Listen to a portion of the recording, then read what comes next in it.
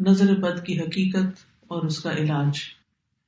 سب سے پہلی بات تو یہ ہے کہ ہمارے دین نے جو ہمیں تعلیم دی ہے اس کی روشنی میں نظر لگ جاتی ہے، نظر کا لگنا برحق ہے۔ نبی صلی اللہ علیہ وسلم نے فرمایا العین حق، نظر لگنا حق ہے، برحق ہے، یعنی ایک ایسی حقیقت ہے جو ثابت شدہ ہے، یعنی نظر کے اثرات ہوتے ہیں اور اس میں کوئی شک کی بات نہیں یا اس کا انکار نہیں کیا جا سکتا۔ اور اس کی حقیقت یہ ہے کہ انسانی نظر کے اندر اللہ تعالیٰ نے ایک ایسی طاقت رکھ دی ہے کہ جو دوسرے پر جا کر اثر انداز ہوتی ہے اور اس سے بعض اوقات بیماری بھی لگ جاتی ہے۔ نظر بد کے بارے میں قرآن مجید سے جو بات ہمیں پتہ چلتی ہے وہ کچھ یوں ہے کہ یوسف علیہ السلام کے والد یعقوب علیہ السلام جو تھے، جب وہ اپنے سارے بیٹوں کو یوسف علیہ السلام کے پاس بھیج رہے تھے تو انہوں نے خاص طور پر انہیں ہدایت کی کہ سب ایک دروازے سے داخل نہ ہونا۔ سورۃ یوسف کی آیت نمبر 67 میں آتا ہے وَقَالَ يَا بَنِيَّ لَا تَدْخُلُوا مِن بَابٍ وَاحِدٍ وَادْخُلُوا مِنْ أَبْوَابٍ مُتَفَرِّقَةٍ وَمَا أُغْنِي عَنْكُم مِّنَ اللَّهِ مِن شَيْءٍ إِنِ الْحُكْمُ إِلَّا لِلَّهِ عَلَيْهِ تَوَكَّلْتُ وَعَلَيْهِ فَلْيَتَوَكَّلِ الْمُتَوَكِّلُونَ۔ یعقوب علیہ السلام نے کہا اے میرے بیٹو، ایک دروازے سے داخل نہ ہونا اور الگ الگ دروازوں سے داخل ہونا، اور میں تم سے اللہ کی طرف سے آنے والی کوئی چیز ہٹا نہیں سکتا، یعنی اگر تمہیں نظر لگ گئی تو میں تمہیں کچھ کام نہیں آ سکتا۔ حکم اللہ کے سوا کسی کا نہیں، اسی پر میں نے بھروسہ کیا اور اسی پر لازم ہے کہ بھروسہ کرنے والے بھروسہ کریں۔ تو چونکہ ان کے یہ 11 بیٹے تھے کہ جو سفر پر روانہ ہو رہے تھے اور سبھی جوان تھے، تو آپ خود سوچیں کہ کسی گھر سے 11 جوان بیٹے نکلے تو لازماً سب کی نگاہوں میں آئیں گے، کسی شہر میں داخل ہوں، شکلیں بھی ملتی جلتی ہوں اور صحت مند بھی ہوں، تو یہ دوسروں کے لیے ایک حیرت کی بات ہوتی ہے، تو جس سے انسان متاثر ہو سکتا ہے۔ نظر جو ہے اللہ کی تقدیر اور قضاء و قدر کے ساتھ کبھی کبھی قتل بھی کر دیتی ہے، کبھی بیمار کر دیتی ہے، کبھی دہشت زدہ کر دیتی ہے، کبھی کمزور کر دیتی ہے، کبھی کوئی چیز جلا دیتی ہے۔ تو ایسا کیسے ہوتا ہے؟ اصل میں انسان جب کسی کے اندر کوئی خوبی دیکھتا ہے تو اس کے اپنے اندر ایک جلن اور ایک کڑن اور ایک حسد کا جذبہ پیدا ہوتا ہے، تو یہ جو اندر کی جلن کڑن ہوتی ہے وہ نگاہوں سے دوسری طرف ٹرانسفر ہوتی ہے۔ جیسے کسی کے ساتھ محبت ہو تو وہ محبت بھی نگاہوں سے پتہ چلتی ہے، نفرت ہو تو وہ نفرت بھی۔ اسی طرح بچوں کو ڈراتے دھمکاتے ہیں تو بعض اوقات منہ سے کچھ نہیں بولتے، صرف آنکھیں دکھاتے ہیں، تو اس سے وہ بچے سمجھ جاتے ہیں، حالانکہ کیا آنکھ ہی ہے نا، کچھ کر تو نہیں رہی ہوتی، لیکن آنکھ کے اندر سے نکلنے والے جو اثرات ہوتے ہیں وہ دوسرے کے اوپر جا کر اثر کرتے ہیں۔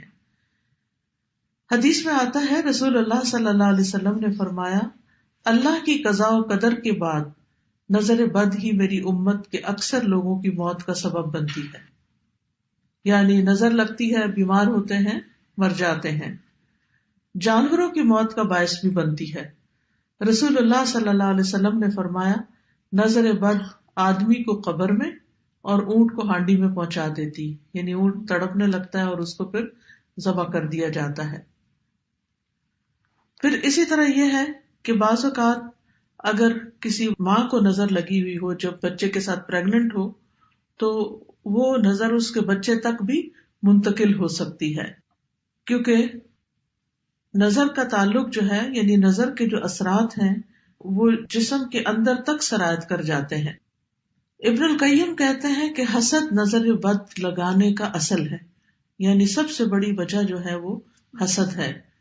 کبھی انسان اپنے آپ کو نظر لگا دیتا ہے، کبھی بغیر ارادے یا طبعی فطرت کی وجہ سے اس کی نظر لگ جاتی، یعنی پہلی چیز تو حسد ہے، لیکن کبھی کبھی حسد کے بغیر بھی لگتی ہے، کبھی اپنے آپ کو بھی لگتی ہے اور کبھی کسی اور کو بھی لگ جاتی ہے۔ تو چیز کو دیکھنے اور نہ دیکھنے کا فرق ہوتا ہے کہ آپ کس نظر سے کسی چیز کو دیکھ رہے ہیں. کبھی انسان محبت کی نظر سے دیکھتا ہے، کبھی انسان حسد کی نظر سے دیکھتا ہے. نظر بد کی دو بڑی قسمیں بتائی جاتی ہیں، ایک ہے انسانی نظر کا لگنا اور ایک ہے جنوں کی نظر کا لگنا. یعنی بعض اوقات انسان کوئی بھی نہیں ہوتا لیکن پھر بھی انسان جو ہے یعنی بیمار محسوس کرتا ہے، کمزور محسوس کرتا ہے، تو اس کی وجہ جنات بتائے جاتے ہیں. اور پھر وہ نظر جو ہوتی ہے وہ انسان کو بیمار کر دیتی ہے، جس کے پھر کچھ سمٹمز ہوتے ہیں. ام سلمہ رضی اللہ عنہا سے مروی ہے کہ نبی صلی اللہ علیہ وسلم نے ان کے گھر میں ایک لڑکی دیکھی جس کے چہرے پر کالے دھبے پڑ چکے تھے. تو آپ نے فرمایا کہ اس پر دم کرو کیونکہ اسے نظر بد لگ گئی ہے. یعنی اس سے انسان کے خون کے اندر ایسے کیمیکل چینجز واقع ہوتے ہیں کہ اسکن ڈیزیز بھی ہو سکتی ہیں. اور آپ صلی اللہ علیہ وسلم نے یہاں صفعۃ کا لفظ فرمایا جس کا مطلب ہوتا ہے جن کی نظر. یعنی اس بچی کو کسی انسان کی نظر نہیں لگی تھی بلکہ جن کی نظر لگی تھی. اور جنوں کی نظر جو ہوتی ہے وہ انسانوں کی نظر سے زیادہ سخت ہوتی ہے. ابن باز کہتے ہیں کہ نظر کا لگنا برحق ہے جیسا کہ رسول اللہ صلی اللہ علیہ وسلم نے فرمایا، اور یہ انسانوں سے بھی لگتی ہے اور جنات سے بھی لگتی ہے. ابو سعید کہتے ہیں کہ رسول اللہ صلی اللہ علیہ وسلم جنوں اور انسانوں کی نظر بد سے پناہ مانگا کرتے تھے یہاں تک کہ معوذتین نازل ہوئی، قل اعوذ برب الفلق قل اعوذ برب الناس. جب یہ نازل ہوئی تو آپ نے یہ پڑھنی شروع کر دی اور باقی چیزیں چھوڑ دی. تو اس کے لیے بہتر یہی ہے کہ انسان ہر نماز کے بعد معوذتین پڑھے، کیونکہ یہ ایک طرح کا دم ہوتا ہے، یعنی معوذتین کا پڑھنا.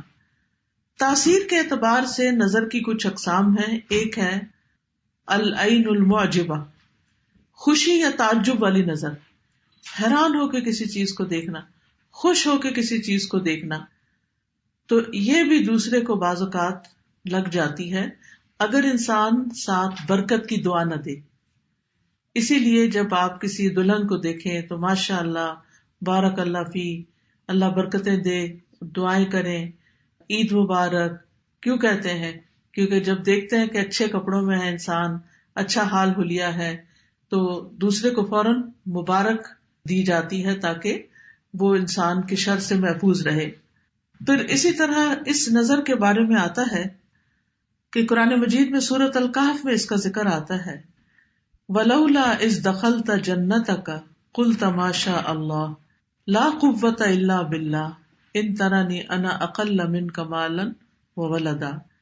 اور جب تو اپنے باغ میں داخل ہوا تو نے کیوں نہ کہا کہ جو اللہ نے چاہا، ماشاء اللہ لا حول ولا قوة الا باللہ.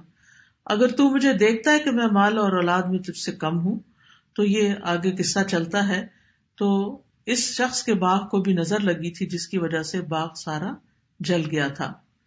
پھر اسی طرح محبت کرنے والے کی نظر لگنا، کیونکہ جو شخص کسی سے محبت کرتا ہے وہ اس کو بہت گہری نظر سے دیکھتا ہے. ابن حجر رحمت اللہ علیہ کہتے ہیں نظر کبھی خوشی اور تعجب کی صورت میں بھی لگ جاتی ہے، اگرچہ وہ حسد کے بغیر ہی ہو، اور اگرچہ وہ کسی محبت کرنے والے کی طرف سے ہو، اور اگرچہ وہ نیک آدمی کی طرف سے ہی ہو، یعنی نیک آدمی کی بھی لگ جاتی ہے. اور اگر کسی آدمی کو کوئی چیز اچھی لگے تو اس کو فوراً اس چیز کے لیے برکت کی دعا کرنی چاہیے جو اس کو اچھی لگی ہے، تو یہ اس کی طرف سے دم ہی ہو جائے گا. یعنی وہ دم بارک اللہ فیک کہنا جو ہے، اللہ کا نام لینا، ماشاء اللہ کہنا، یہ ایک طرح سے آپ دوسرے پہ دم کر رہے ہوتے ہیں، اور اس طرح دوسرا شخص شر سے محفوظ رہتا ہے. پھر ہے حسد کرنے والی نظر. قرآن مجید میں حسد کے بارے میں بھی آتا ہے، اور یہ نظر خبیث نفس سے نکلتی ہے، اور یہ شخص دوسرے کی نعمت کو ختم کرنا چاہتا ہے. وہ ایسی نگاہ سے، جیسے کہتے ہیں نا کھا جانے والی نگاہ سے دیکھتا ہے چیزوں کو، کہ جس سے اس کا مقصد یہ ہوتا ہے کہ اس شخص کو جو نعمت ملی ہے یہ اس سے دور چلی جائے. پھر اسی طرح بیمار کر دینے والی نظر، یہ وہ نظر ہے جو بیماری کی تاثیر کے ساتھ اثر انداز ہوتی ہے، اور اس کے نتیجے میں مختلف طرح کی بیماریاں لگ جاتی ہیں. ابو ذر رضی اللہ عنہ کہتے ہیں کہ رسول اللہ صلی اللہ علیہ وسلم نے فرمایا، بے شک نظر بد آدمی کو اللہ کے حکم سے دیوانہ کر دیتی، یعنی اگر اللہ کا اذن ہو جائے، جیسے اور جسمانی بیماریاں ہوتی ہیں تو وہ بعض جو ہے وہ ایک سے دوسرے سے تیسرے میں ٹرانسفر ہوتی رہتی ہیں اللہ کے اذن سے، تو اسی طرح یہ نظر بھی اور اس قسم کی بھی تکلیف دہ چیزیں جو ہیں وہ دوسرے تک پہنچتی ہیں.